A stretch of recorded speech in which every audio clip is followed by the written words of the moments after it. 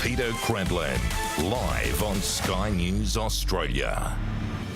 Good evening and welcome to the program. James Morrow here, filling in for Peter Credlin this week.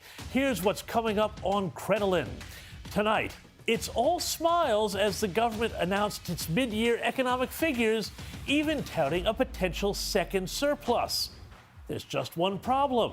It's you and I who are fronting the money to pay for that surplus with high taxes at a time when cost of living is at all-time highs. Plus, we'll get an update on Tropical Cyclone Jasper, now intensified to a Category 2 system as far north Queensland braces for impact. More on that shortly. Plus, there's a new kid on the block in politics, with the Gen Z party calling for social media influencers, no, I'm not kidding here, to run for parliament. Hey, what could possibly go wrong with that? We'll get stuck into that a bit later on in the show. Also, Jewish groups are outraged, as is, I am told, the Biden White House at the Labour government in Australia voting in favor of a ceasefire at the UN. Given the reports that Hamas is struggling, surely this sends the wrong message at the wrong time. Anyway, let's get into it. The Albanese government has released its mid-year economic figures. MYEFO, they call it. And guess what? To hear them tell the story, well, the Albanese government's doing a great job. Let's have a little listen to the Treasurer Jim Chalmers earlier today. Now, the mid-year update that we're releasing today shows that the government has returned 92% of upward revisions to revenue since the May budget and 88% of revenue upgrades since we came to office. We have also identified almost $10 billion in savings, which means almost $50 billion in savings over the life of our government. And if you combine that with some modest tax changes, we've identified $11.6 billion in budget improvements, which total $72.7 billion since we came to office. We are not yet forecasting a second surplus, but we are within striking distance. We have given ourselves a chance, but we aren't there yet, and we've been deliberately cautious and deliberately conservative. Oh, well done, Treasurer. A second surplus. Wouldn't that be lovely? But of course, there are a few problems with this. One big one is that all those good numbers, well, you and I, we're propping them up through really high tax takes. There's another problem too. Inflation. Remember that they predicted it would be 3.25% in 2023-24? Well, that's been revised upwards. In 2023-24, it's going to be 3.75%. Next year, down to 2.75%, and then the following 2 years, 2.5%. Well, we can trust them, of course, because even though they didn't see this coming the last time, and all the supply chain problems are mostly shook out of the system, so whatever inflation there is domestic sticky inflation, I'm sure they've got it right this time. So, what do? Well, if you're the treasurer, to solve this problem, you pump more money into the economy. Now, we understand that Australians are doing it tough and our economy is slowing, and that's why we are rolling out tens of billions of dollars in cost of living relief. And that's not all. There was a great pickup from Jeff Chambers at The Australian today, noting that there's nearly $5 billion more in new spending on decisions taken but not yet announced and not for publication. So all of that, plus the cost of living measures, does that lead to more inflation on the way? Well, maybe, but here is what is absolutely definitive. Middle Australia, you and me, is carrying the can for the government, which is pumping billions of extra dollars from our pockets into government coffers and then using those monies to return those to us in a surplus and through targeted cost of living measures. Now, at the same time, the other edge of the sword is that we are also being asked, those of us with mortgages, to shoulder the burden of what is now, I think, 13 interest rate rises to help fight the very inflation that the government is helping to make worse. Here's how it works. Everyone who earns a wage is right now being taxed more. Everyone who has a mortgage is paying more. This is not, as they like to say, sustainable. If the government is in clover, it's because you and me are funding it. We're making the numbers look good. Last week, the government released the latest statement of national accounts. There was some pretty interesting stuff in there. Over the previous quarter, income tax receipts rose by 6.3%. Over the year, income tax payable increased by its highest amount since the September quarter of 1977. Australian taxpayers are now paying almost as much to the government as corporations do through the company tax. And over that period, household income fell back 5.1%, the lowest, the worst performance for household income of any country in the OECD. We're feeling squeezed, we're feeling it in our pocketbooks every day. So is it any wonder that people are feeling a little stressed as we head into the holiday season? Merry Christmas indeed. And this is one of the reasons why Australians who have had inflation push them through the tax brackets as their income rises to meet the cost of living and CPI increases, well, they need to have at least some of their own money returned to them via the promised Stage 3 tax cuts. Of course, there are a lot of drivers for what's going on. One of the things which the government doesn't like to talk about is immigration. On Monday, I revealed to you how, despite claiming that they were cutting the migrant intake, the number of migrants projected by the government over the next 5 years was in fact going to jump from 1.495 million to around 1.6. Angus Taylor bailed the cat on this at his press conference today. It's gone up to over 1.6 million now from 1.5 million in the budget. And the problem here is this. Australia is a proud immigrant nation. There's no question about that. But you've got to get the balance right between the number of people and the spend on infrastructure, the services that are required. And right now, Australians understand that that balance is wrong. We're out of whack. It is simply not working. I got to say, the Shadow Treasurer is correct. What we have done as a nation is we have stopped investing in capital, and instead what the government is doing is using migration to prop up the overall GDP, to make it look like we're not in a recession, when in fact, on a per capita basis, we very much are. Now, I don't need to tell you that this is incredibly bad for our standard of living. By growing the population and not investing in capital, roads, schools, hospitals, we have gone backwards. And we are switching to a population-led model for growth, which means that our overall productivity has also gone backwards. In other words, we're in the middle of a great big Ponzi scheme. And we have seen just how cynical this use of immigration can be.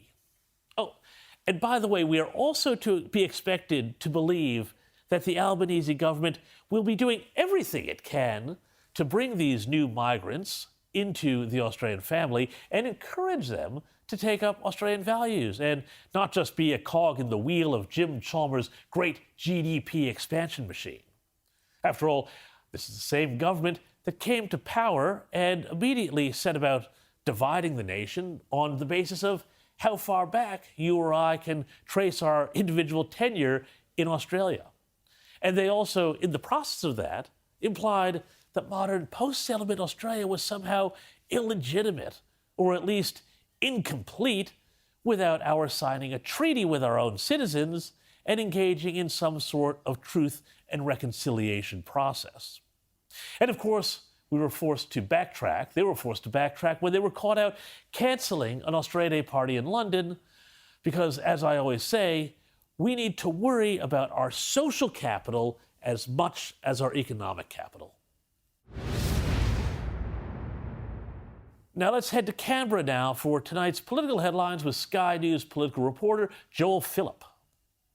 Good evening. A budget surplus looks all but guaranteed for this financial year. with the government's mid-year budget update forecasting a wafer-thin $1.1 billion deficit now under conservative commodity price projections. We are not yet forecasting a second surplus, but we are within striking distance.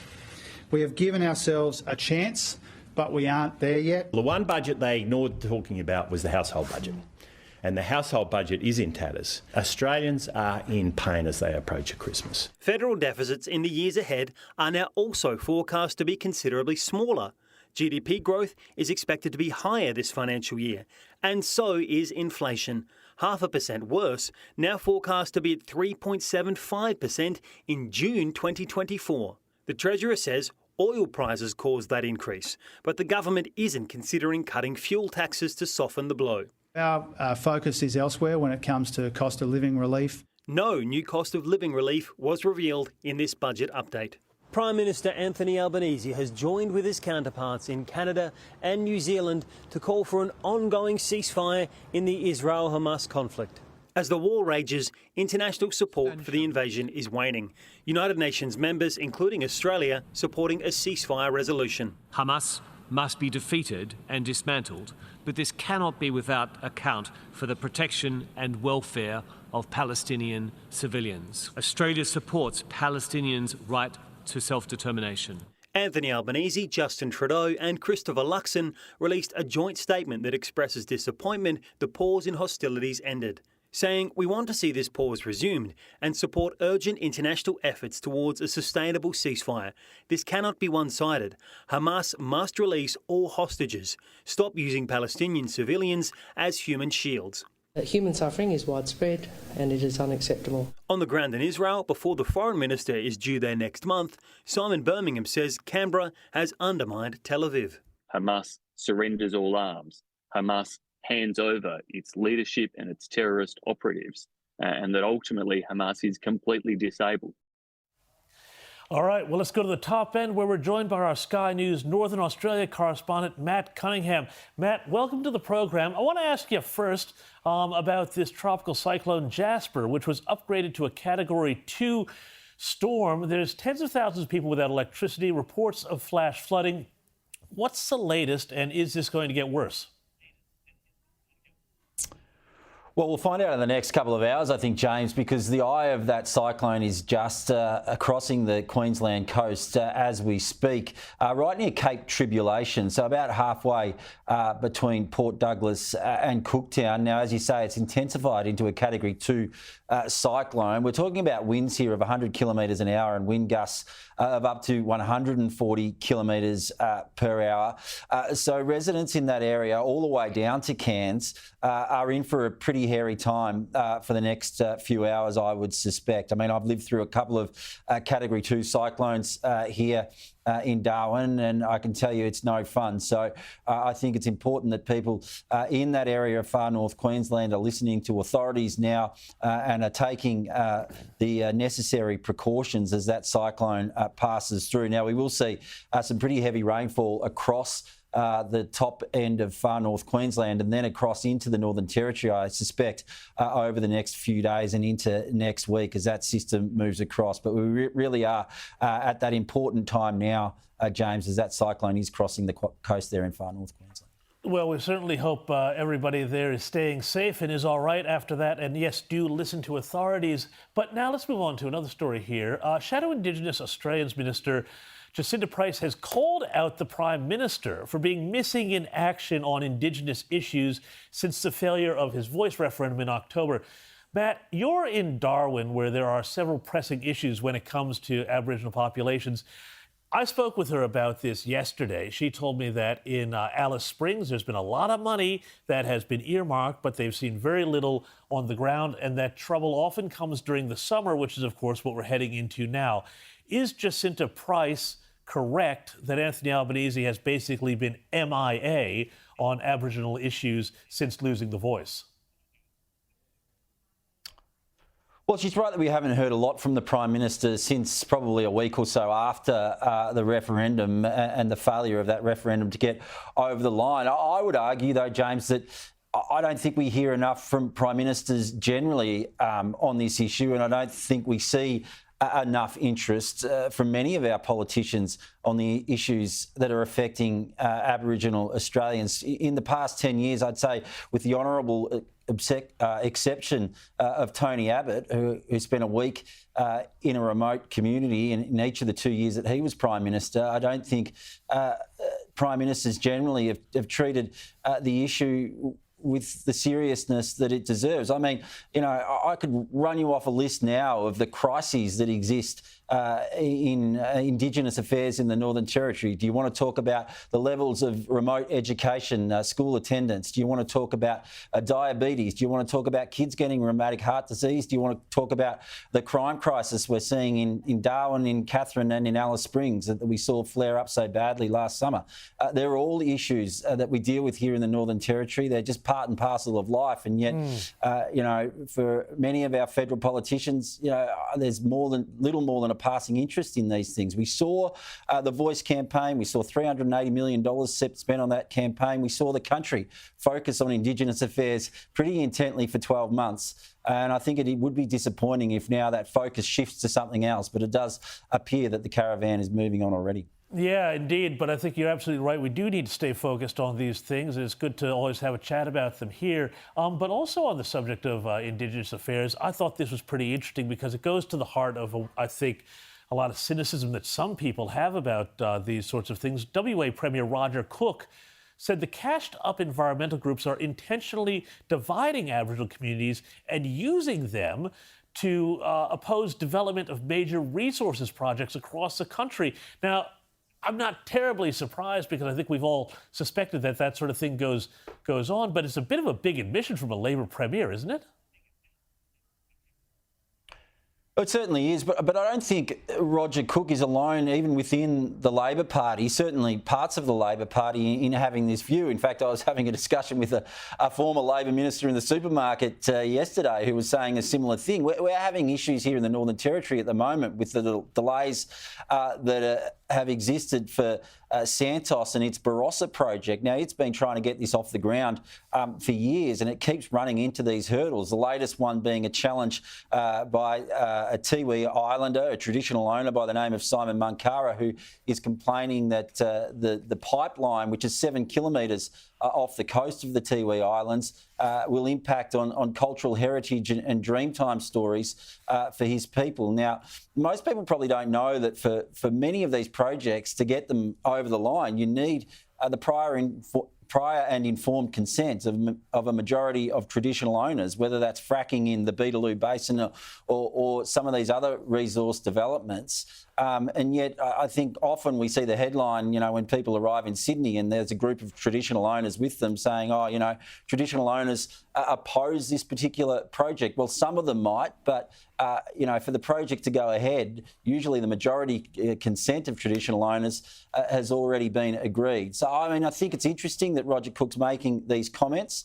I think there will be a lot of people, particularly in the resource states, particularly in Western Australia and here in the Northern Territory, who will agree with him. But we are seeing more and more of this sort of environmental lawfare and these projects being delayed as they're dragged through the courts. Well, Ed, that lawfare that you referred to, that's also going international now too, because the news has come out that the United Nations is asking Australia to double the money it gives to the UN, which then they figure out how they're going to hand it out to other countries, poor countries, to adapt to climate change, or what they say is climate change. And the UN has also called on the private sector to chip in as well. Matt, this seems to be that domestically and internationally, there's an awful lot of people who want to either pick the pockets of or stop these projects that are going to be hopefully lifting everybody out of poverty, whether they're remote communities in Australia or poorer countries overseas. Yeah, it's interesting, isn't it, that Australia's been called on to do more. Australia gave, only a few weeks ago, announced $150 million in funding for Pacific nations to help them deal with climate change. So it's not like, we're not doing our bit already when it comes to this. We've just seen a lot of discussion at COP28 about what, this country should be doing or that country should be doing. I think Australia more than pulls its weight. I think most Australians would think, well, we need to help out to a certain extent, certainly poorer and developing countries, but at the same time we have pressing issues at home that most people are trying to deal with at the moment, and some serious financial pressures that most families in particular are trying to deal with right now, and they would think that that would be the number one priority for our government. Matt Cunningham, the politics are very tricky with household incomes going backwards and all this money going overseas. Thank you so much for your time. Now, coming up, we're going to get the latest on the economy after the Treasurer's release of the mid-year economic figures, and you're not going to want to miss this take. Plus, we're also going to talk to Greg Sheridan about the situation in Gaza as the UN calls for a ceasefire.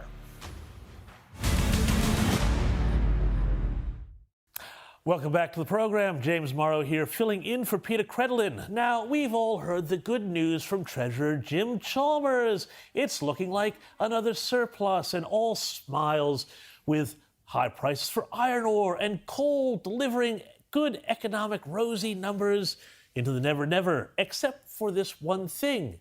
It's Middle Australia that is really carrying the can, with record income tax receipts over the previous quarter and year, bringing the government take to record levels. So, here to discuss all of this and get the details is business commentator at the Herald Sun, Terry McCrann. Terry, thanks so much for coming on the program tonight. Now, these figures were trumpeted as good news by the Treasurer, but I'm not sure that an awful lot of Australians who have seen their personal household income slide backwards the past year would agree. James, Jim Chalmers is the luckiest treasurer in the entire history of all the fiscal fiends we've had over the decades. He walked in the door and something like $200 billion dropped into his lap.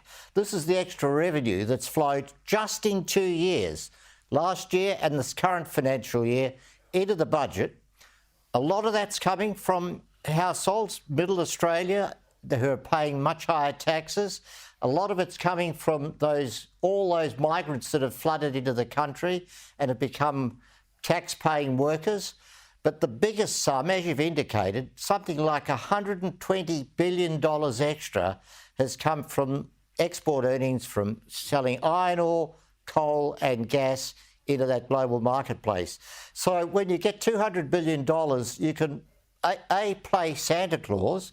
They've spent about $50 billion extra in this period, but you also get to bank it and reduce the deficit that we had coming out of COVID. So yes, bottom line, there's all this money, but it's not reflecting real prosperity in the hands of Middle Australia, who, as you say, are really starting to hurt given what's happened to interest rates. Well, it seems to me, Terry, that the government really is, while Jim Chalmers is right now very lucky, also caught in between a number of dilemmas. I mean, first of all, you've got Middle Australia that's paying more in tax and paying more in interest rates if they have a mortgage. You've got this immigration situation, which is, of course, driving housing prices further north. And all of this is being underwritten by commodities that many people on the green left side of politics would like to see stay in the ground and make us all poorer. How does Jim Chalmers, who claims that he wants to be a reformer, he had a big piece about modernizing the economy, wind up squaring these circles in the long run? Well, that's going to be a very interesting question and a very interesting 2 or 3 years to watch, James. I mean, the total insanity of all this is that all our prosperity rests on those mammoth exports of coal, gas and iron ore into the global marketplace. Yet we've got Jim Chalmers' cabinet colleague, Chris Bowen, over there in Dubai, begging the rest of the world, demanding the rest of the world to stop buying them, which is just absolutely insane. I mean, it's our prosperity, it's the basis of everything that's happening in the economy and obviously the budget. And on the same time, the government wants them to end. It's not a circle that can be sensibly, rationally squared. It's something that has to play out in real time, I guess. And the reality is that Jim Chalmers will come to love those coal exports and those gas exports. And Terry, the other issue too, of course, is that, the GDP may be going up and they're projecting a higher GDP, but on a per capita basis, it's going down. So for ordinary Australians, they're in a recession. We saw those shocking figures the other week on household incomes going backwards by 5.1%, I think it was. Australians are feeling poor, and where is Jim Chalmers going to find the productivity in the economy? Because it's ultimately going to be that productivity that winds up bringing back interest rates back down and rising our household standards of living again. Where is he going to find that? Absolutely, James. Everything depends on productivity in terms of delivering greater incomes and real incomes to Australians, either higher wages or incomes from investment. So, and yet at the same time, again, the way this government does one thing on one side and then does exactly the opposite on the other. We saw that IR legislation that was rushed through the Senate and then back into the House, which actually is a destroyer of productivity. It's actually going to make life far more difficult for businesses to get that productivity. So this is a government that really has to face up to the realities. Does it really want a prosperous economy? Does it really want to deliver rising living standards to Australians? Or is it going to continue to go down these ideological paths, climate change on the one hand, and delivering to the unions, the union mates on the other? Well, yeah, and we don't even have time to get into the union mates who got a pretty sweet deal on tradies there with immigration in the midst of a housing crisis, but we'll have to save that one for next time. Terry McCrann, thank you so much for your time and have a great holiday season. Now let's go to the big news out of the United Nations, where Australia voted for a successful resolution calling for a humanitarian ceasefire in Gaza and the release of all remaining hostages, which no doubt undermines Israel's position and plays into the favor of Hamas, which, let's not forget, is a proscribed terrorist group. As I've been saying for a while, we could have a ceasefire if Hamas just released the hostages and gave up their senior leadership. But no, they're winning the PR war and have countries, including Australia now, looking like doing their bidding. Joining me to get the details on this and work it all through is the Australian newspaper's foreign editor, Greg Sheridan. Greg, thanks so much for coming on Credlin tonight.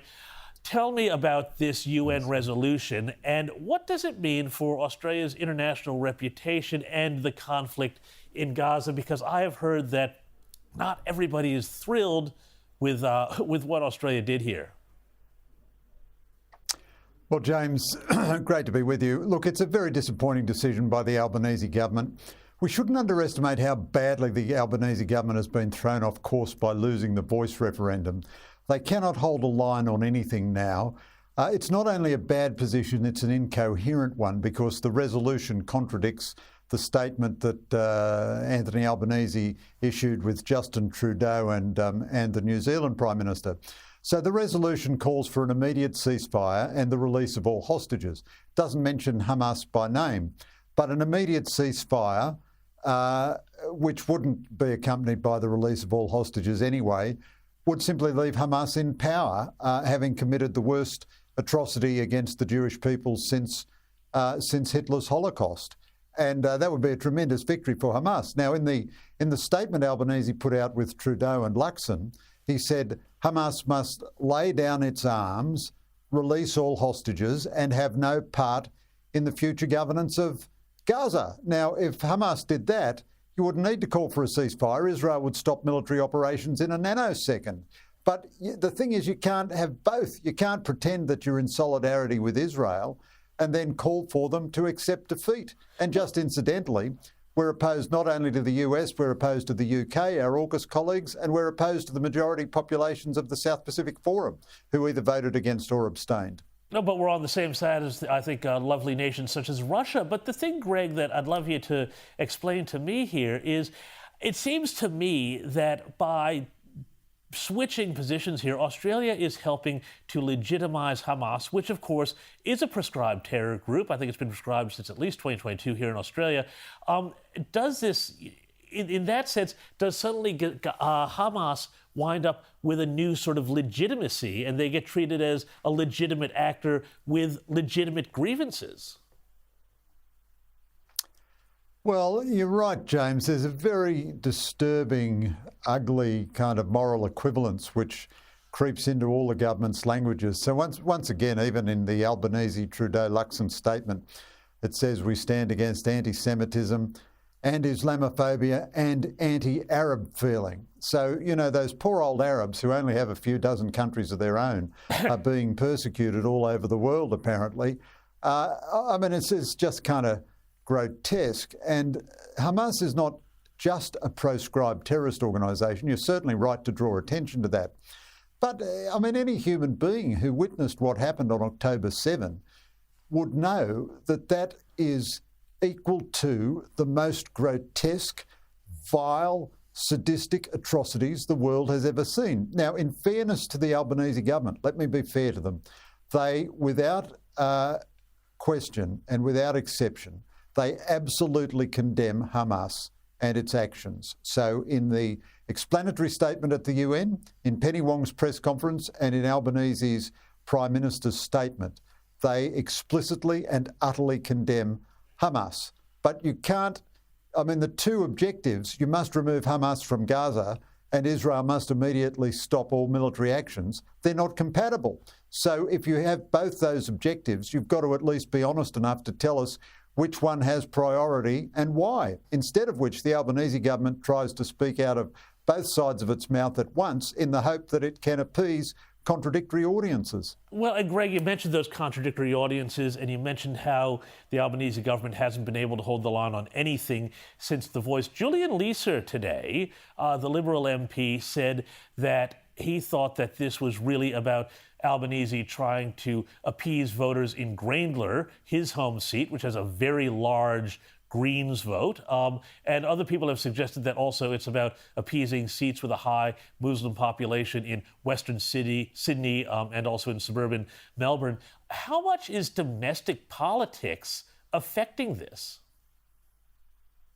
I think this is all domestic politics. I think the Albanese government is proving to be a tremendous disappointment now. It's not doing anything at all on defence. I often rabbit on about that on this program.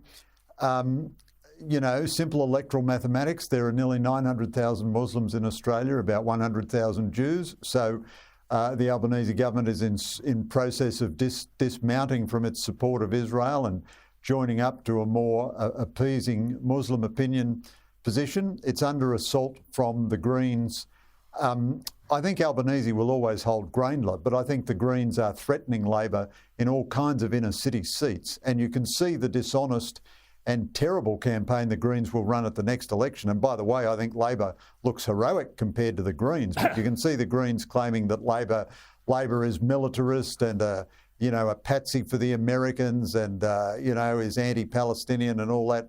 So I think a very big part of this resolution is to try to appease the Arab voters in southwest Sydney and elsewhere, and to safeguard themselves against the obvious attack lines from the Greens at the next election. I mean, the Albanese government has seen Joe Biden's numbers go down as he has supported Israel. So Biden, I'm happy, I'm a very strong critic of Biden on a lot of fronts, but he has been very good on Israel, and he's lost Arab voters and he's lost Gen Z as a result. That's the state that our poor culture is in at the moment. And the Albanese government is not going to go courageously in defence of friends when there are votes on the other side. Yeah, no, Greg, and I'll tell you what, I'm going to give Joe Biden something I rarely do, but quite a bit of credit for, again, holding the line. But he's part of that generation of Democrats for whom support for Israel has always been a given. And I'm worried about what happens when that younger generation comes up through. And a lot of those younger voters are coming out of institutions like Harvard. And I wanted to just get your thoughts on this before I let you go.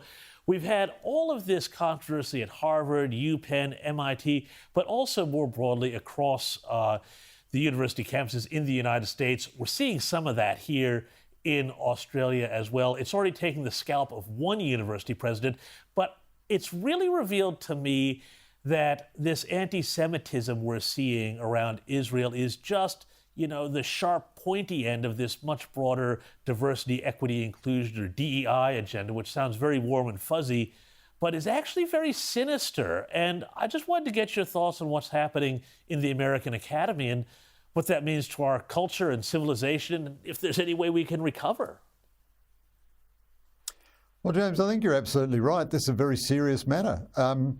Yeah, The Economist this week has a piece which shows that something like 20% of younger people in America, most of them college educated, don't believe the Holocaust ever occurred. Shocking. So we've never had more folks in college, and we've never had more money spent on college education, and yet we've never had greater monstrous disbelief in reality than we're seeing now. And honestly, if you put your kids through a humanities education in Yale or Harvard or any of the Ivy League American universities, they're likely to come out hating the Western tradition, hating the United States, and certainly hating Israel, which they will see as a colonialist and oppressor nation. Now, the way the academies have turned against the West, I mean, it's an irony here. You know, for 2,000 years, Western anti-Semitism despised Jews because they were allegedly alien to the West. Now the contemporary left at campuses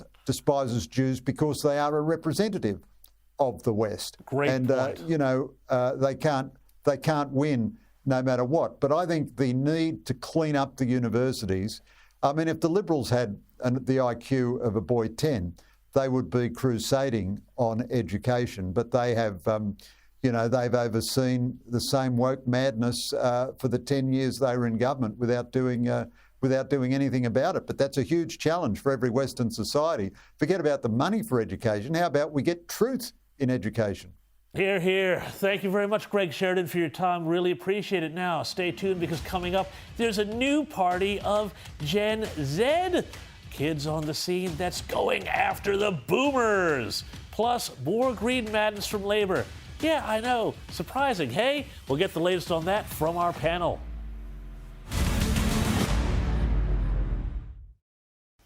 Welcome back to the program. Well, guess what? There's a new political party on the scene that claims the, quote, boomers in government are letting the country down. And they want social media influencers to take over Parliament instead. Have a look at this. We are sick of lies. Boomers dominate Parliament, sacrificing our future for their gain. We are Gen Z.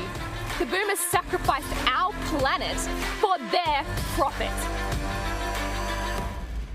We have no representation in government. The Gen Z party is here to change that. So that's like the Gen Z party. They say they are in the process of registering in each state across the country as we speak.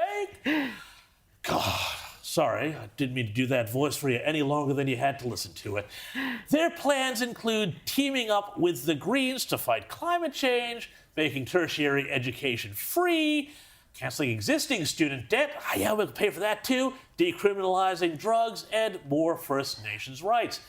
To discuss all this here, we've got Sky News contributor Prue McSween and Sky News host Caleb Bond. Caleb, tell me, you might be in the target demographic for this new party. Is this what we need? TikTokers and YouTubers with no life experience? And would you maybe go instead for the Gen Z party? Something tells me I'm not the target demographic for the Gen Z party. By the way, they call it the Gen Z party, right? They're buying into this American nonsense. And I saw an interview today with the guy who's started it, who, by the way, was a former DLP candidate, which is, of course, the offshoot of Labor back when they broke up between the Catholics and the Protestants. And now he's had some sort of weird conversion from the right of the Labor Party to starting the Gen Z party. But he said they're calling it the Gen Z party because that's what it's called on TikTok. They all say Gen Z, not Gen Z. And they're advertising on their website that they want influencers who have at least 10,000 followers on Instagram or TikTok. And by the way, you can earn a minimum of 150 grand a year if you get elected. So we know that these people are going to be in it for the right reasons. But I just hate this generation versus generation thing. All it does is serve the masters who are already there, who would prefer that we have fights between boomers and Gen Z, because it means they don't actually have to fix any issues, like, for instance, immigration. operation that keep young people out of the housing market. No, but you can't say that because, you see, if you say that, then you're not a true Yidby. But Prue McSween, let's talk to you about this. What do you reckon about this generational warfare where they're trying to pit the older voters versus the younger voters? It all seems very cynical to me. Well, I hope one of their policies is how to pump up your boobs and your lips, because clearly that's what the influencers are going to do. I won't be doing mine.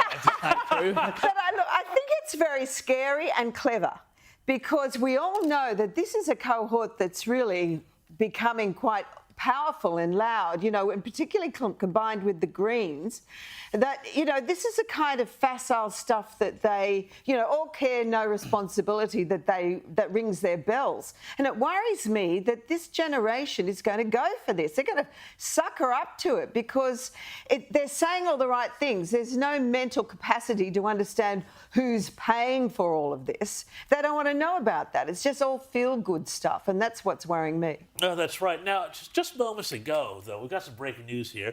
The COP28 conference in Dubai agreed to transition away from fossil fuels. Now, this is, of course, watered-down language from the push from Greenies to phase out fossil fuels, so it's the resolution to that conflict that was going on the other day. Caleb, given we just had the Treasurer spruiking a surplus built on fossil fuels, gas, coal, this madness isn't over, is it? Well, this government is very good at talking out of both sides of its mouth, isn't it? And I just love the irony of all these people, not just the politicians and the diplomats, but all the hangers-on and the journalists and everyone else who's gone over to Dubai for COP28, and they've come out with a document that says, well, some point in the future we'll get rid of the fossil fuels. They've come back with nothing. So it's not just all the hot air that they've been spewing out at the conference. It's the emissions they've created to go there. But I'm not surprised by this if you look at the words of the president of COP28, who's actually pushed back a bit on some of the more extreme elements and said, look, I get that we're going to transition away from fossil fuels, but you're pretty loopy if you think we're just going to cut it out overnight. Well, I think there's some people in the cabinet who do think we're going to cut it out overnight. But now I've got to tell you about this story here, because this is just nutty, Prue, here. The next target of gender ideologues is Surf Lifesaving Australia. And they have now issued a diverse gender fact sheet for surf lifesaving clubs across the country as we head into summer and peak swimming and surf lifesaving season. In this document, clubs are told to retrain members' brains to not call them by their biological gender, to create more gender-neutral spaces at the surf clubs, and install more unisex toilets. Prue, volunteers are obviously pretty outraged about this, and they call this ideological activism and a lot of other things I can't even say on air. What do you make of them invading the surf lifesaving? Excuse me, they or them, would you mind if I could just blow some air in your mouth? Isn't it ridiculous that they're going to have to be worried about what they touch, how they deal with people who might be mouth to mouth? Have they consented 100%? And did someone get it in writing? This absurdity is just taking over, and the minority is doing this, the loudest voices. We have all got to stand up and say, this is bloody ridiculous. Or only you're going to have to designate days where it's the trans can go to the beach on certain days, the pans, the gays, the straights maybe only on one day. And they'll be able to sort it out. It's so ridiculous. Well, yeah, indeed. Now, Caleb, Pat Cummins, the Australian Test captain, confirmed this afternoon that Usman Khawaja will not wear his controversial shoes in support of Palestine. However, just moments ago, Khawaja responded on social media saying he will fight the decision. Caleb, what do you make of this? And what do you think all of the people who said that Israel Folau should have been sacked for his social media posts are saying about Usman Khawaja? Yeah, it's interesting, isn't it? Firstly, I'll say good luck to Usman Khawaja. A, Cricket Australia have told him he can't do it, and B, it's against the ICC's rules. So he doesn't have a leg to stand on even if he's wearing those shoes. But it is interesting to see the response of people who've come out in the last few days. I mean, Ed Husick started it with all his business about, you should be able to talk about Palestine without professional retribution. He's discovered free speech. All of a sudden, all these other people have discovered free speech, including Peter Lawler, who's the journalist who broke this story in the Oz today, who tweeted, I don't see the issue here. Surely discussion and debate is good.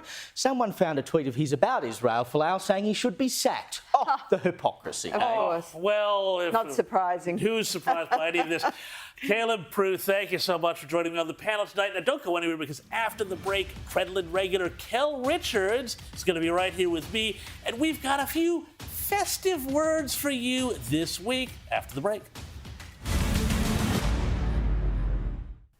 Welcome back. Now, in Peter's absence, I have the pleasure of speaking with the great man himself, Kel Richards, our resident wordsmith. Kel, welcome to the program. Now, we're going to get up in some more Christmassy words in a second, but first of all, I want to start with a newly minted word, vibe session. What can you tell me about this? It sounds pretty silly to me. It's this word, it's this year, brand new word 2023, and we do like to tell you about brand new words.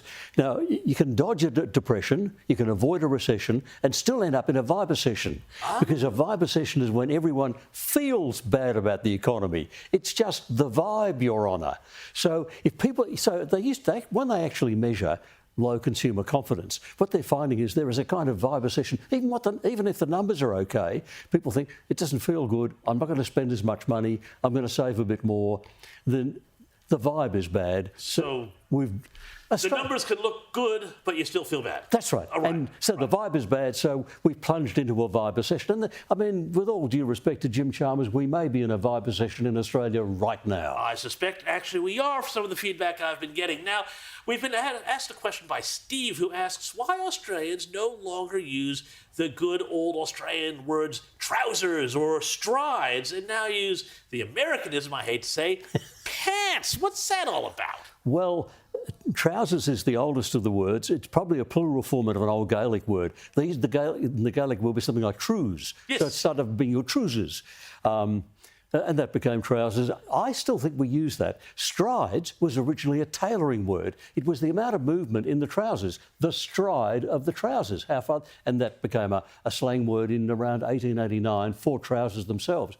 Pants is American, is an abbreviation of pantaloon, and we're going to blame you and your fellow countrymen because you only ever say pants. You don't use trousers or strides in America, do you? Sometimes you use trousers, but only if you want to be very fancy. Oh, right. And now tell me also, because, in America we wear khakis, in Australia we wear chinos, especially in these sort of summer months. Tell me about that. Okay.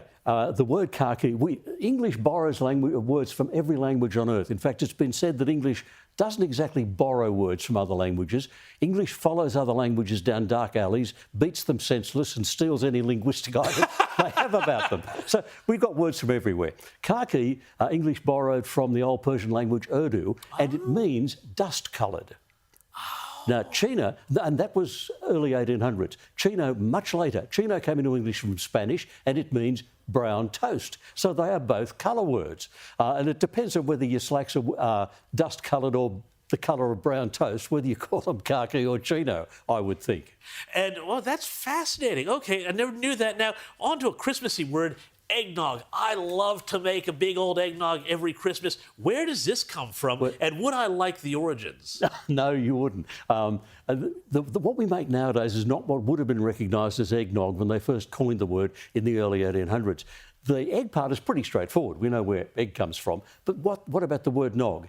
Goes back to the 1600s. Nog was the name of a very strong beer brewed in Norfolk. And the very earliest recipe for eggnog, which comes from the early 1800s, is whipping a whole egg into hot beer. It sounds revolting. So is the nog the egg, or what is the nog? The nog was the beer. The nog was the beer. But now it's more bourbon and booze and things like that. It's egg, it's milk, it's cream, it's the spices. You know the spices. I know the spices. And in fact, actually, if you Google my name, you can find a great eggnog recipe, which I've written about for The Australian years ago. So go check that out on the Australian website from several years ago. It's a lot of fun. Now, you go Google that, make some eggnog, and stay tuned because coming up next, it's Steve Price filling in for Andrew Bolt. I'll see you tomorrow night.